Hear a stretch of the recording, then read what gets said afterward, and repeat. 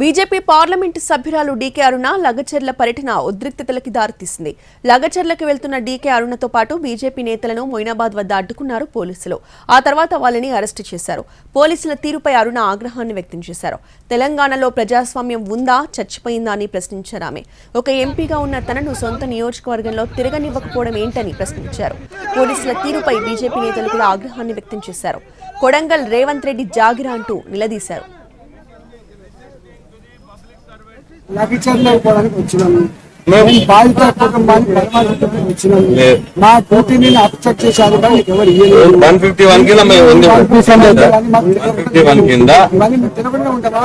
అయ్యో సార్, అవి మీరు ఇచ్చిన చట్టాలే, మేము ఇంప్లిమెంట్ చేస్తున్నాం. అంతే చెప్పినట్టుగా మేము ఇచ్చిన చట్టాన్ని మిస్యూజ్ చేస్తున్నాం.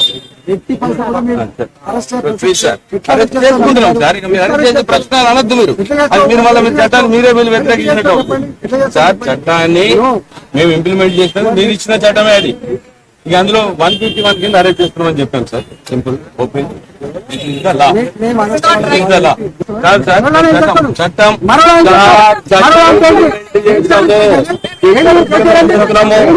చట్టం ఇంప్లిమెంట్ చేస్తున్నాము.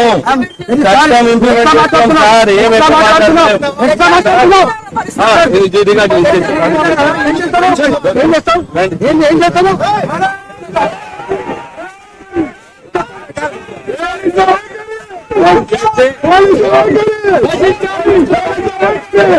పోతుంటే ఇది నా పార్లమెంట్ నియోజకవర్గం.